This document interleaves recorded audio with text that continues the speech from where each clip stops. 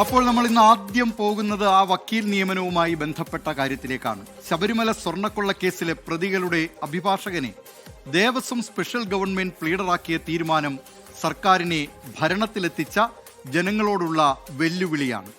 അധികാരം കിട്ടിയപ്പോൾ പ്രതിപക്ഷത്തിരുന്ന് ഉന്നയിച്ച കാര്യങ്ങൾ മറന്നുപോയിരിക്കുന്നു എന്നത് കൂടിയാണ് പ്ലീഡർ നിയമനത്തിലെ പിഴവ്.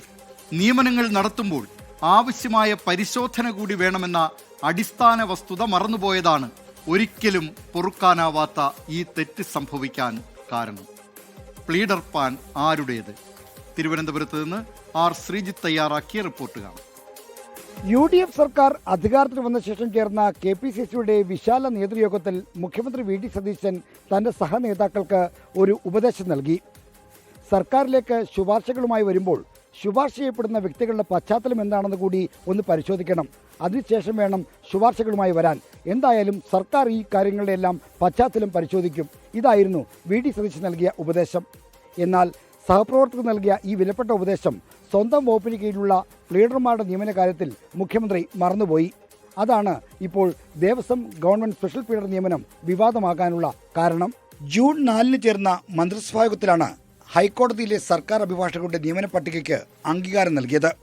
ആ കൂട്ടത്തിൽപ്പെട്ട നിയമനങ്ങളിലൊന്നാണ് ഇപ്പോൾ വിവാദമായ KB പ്രദീപിന്റെ നിയമനം. പ്ലീഡർമാരുടെ പട്ടിക പൊതുവായി വരുന്നതാണെങ്കിലും ദേവസ്വവുമായി ബന്ധപ്പെട്ട നിയമപ്രശ്നങ്ങളിൽ പ്രാവീണ്യമുള്ള അഭിഭാഷകനായ KB പ്രദീപിന് ദേവസ്വത്തിന്റെ സ്പെഷ്യൽ പ്ലീഡറായാണ് നിയമനം ലഭിച്ചത്.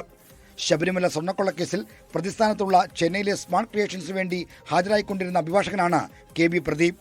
സ്വർണ്ണക്കൊള്ളയിൽ പ്രതിഭാഗത്തിനു വേണ്ടി വാദിച്ചിരുന്ന അഭിഭാഷകൻ ഇനി സർക്കാരിന് വേണ്ടി ഹാജരാക്കേണ്ടി വരുമെന്നതാണ് ഈ തീരുമാനത്തിന്റെ അപകടം. അതുതന്നെയാണ് നിയമനം വിവാദമാകാനുള്ള കാരണവും. ചാർജ് എടുത്തിട്ടില്ലെങ്കിൽ പിന്നെ ഓർഡർ റദ്ദാക്കിയാൽ മതിയായിരുന്നു. ചാർജ് എടുത്തത് കൊണ്ടാണ് രാജിവെക്കേണ്ടി വന്നതെന്നാണ് ഞാൻ മനസ്സിലാക്കുന്നത്.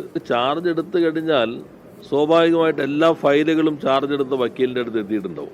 ഈ അഭിഭാഷകൻ പരസ്യമായി മാധ്യമങ്ങളുടെ മുൻപിൽ ഇത്തരം കാര്യങ്ങളിൽ കൊള്ളയെ ന്യായീകരിച്ചുകൊണ്ടുള്ള ആ കമ്പനിയുടെ വാദമുഖങ്ങൾ നിരത്തിയിട്ടുള്ള ആൾ കൂടിയാണ്. വിവാദമായപ്പോൾ മാത്രമാണ് സർക്കാരിന് തീരുമാനത്തിന്റെ അപകടം മനസ്സിലായത്. ദേവസ്വം വകുപ്പിലെ നിയമനത്തിന്റെ ഉത്തരവാദിത്വം മുഖ്യമന്ത്രി ഏൽപ്പിച്ച് മന്ത്രി K മുരളീധരൻ കൈകഴുകി. ഞാൻ പറയാം, ഒരു കാരണവശാലും പ്രതികളാരും രക്ഷപ്പെടില്ല. അക്കാര്യത്തിൽ ഉറപ്പ് നൽകാം.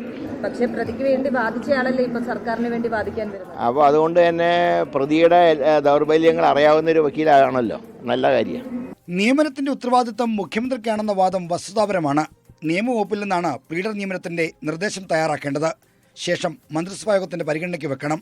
അതിനു മുമ്പ് മുഖ്യമന്ത്രിയുടെ അനുമതിയും വാങ്ങണം. ഇവിടെ നിയമവകുപ്പ് കൈകാര്യം ചെയ്യുന്ന മന്ത്രിയും മുഖ്യമന്ത്രിയും VD സതീശൻ തന്നെയാണ്. KB പ്രദീപിന്റെ നിയമനം മന്ത്രിസഭാ തീരുമാനമായതിനാൽ മറ്റു മന്ത്രിമാർക്കും ഇതിൽ കൂട്ടുത്തരവാദിത്തമുണ്ട്.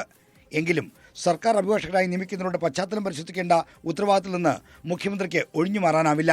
നിയമനത്തിൽ രാഷ്ട്രീയ കൂടിയാലോചനയും നടന്നില്ല എന്നാണ് KPCC നേതൃത്വത്തിന്റെ പ്രതികരണത്തിൽ നിന്ന് വ്യക്തമാകുന്നത്. അത് ദേവസ്വം മന്ത്രിയും മുഖ്യമന്ത്രിയും അത് വിശദീകരിച്ചിട്ടുണ്ട്. അവർ കാര്യമായിട്ട് ആ കാര്യങ്ങളിൽ ഇടപെടുന്നുണ്ട്. ഞാനതിനെക്കുറിച്ച് കൂടുതൽ പ്രതികരിക്കേണ്ടത്. പിന്നെ പാർട്ടി തലത്തിൽ അത്തരം കാര്യങ്ങളൊന്നും ഗവൺമെൻറ് തല കാര്യങ്ങളൊന്നും ഗവൺമെൻറ് തലത്തിൽ തന്നെയാണ് ചർച്ച ചെയ്യുന്നത്. അപാകതകളുണ്ടെങ്കിൽ അത് പരിഗണിക്കും, പരിശോധിക്കും.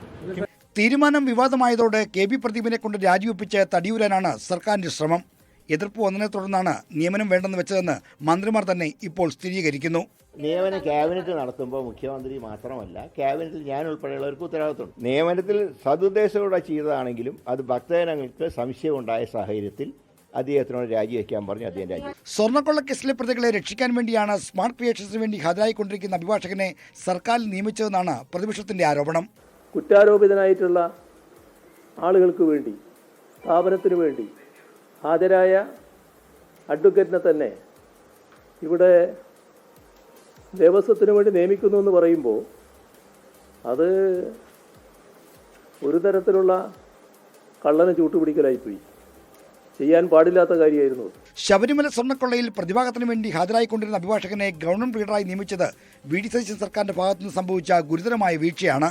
വിവാദമായ സർക്കാർ പ്ലീഡർ നിയമനത്തിന് ചുക്കാൻ പിടിച്ച മുഖ്യമന്ത്രി VD സതീശൻ ഒരു പ്രധാന നിയമം മറന്നുകൊണ്ടാണ് ആ തീരുമാനത്തിലേക്ക് പോയത്.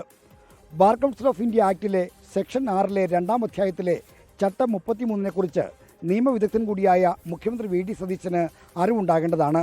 ഒരു കേസിൽ ഏതെങ്കിലും ഒരു കക്ഷിക്ക് വേണ്ടി ഹാജരാകുന്ന അഭിഭാഷകൻ അതേ കേസിൽ എതിർകക്ഷിക്ക് വേണ്ടി ഹാജരാകാൻ പാടില്ല എന്നാണ് ചട്ടം 33 പറയുന്നത്.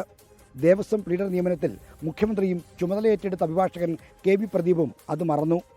അധികാരം ചിലപ്പോഴൊക്കെ സൗകര്യപ്രദമായ മറവി കൂടിയാണ്.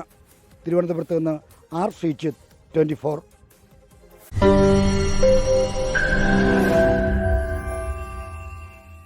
ലോകത്തെവിടെയായാലും ഏത് സമയത്തും 24 വാർത്തകളും ഓഗ്മെന്റഡ് റിയാലിറ്റി പാക്കേജുകളും എക്സ്പ്ലെയിനറുകളും വിശദമായി കാണാൻ ഞങ്ങളുടെ യൂട്യൂബ് ചാനൽ നിങ്ങൾക്ക് സബ്സ്ക്രൈബ് ചെയ്യാം.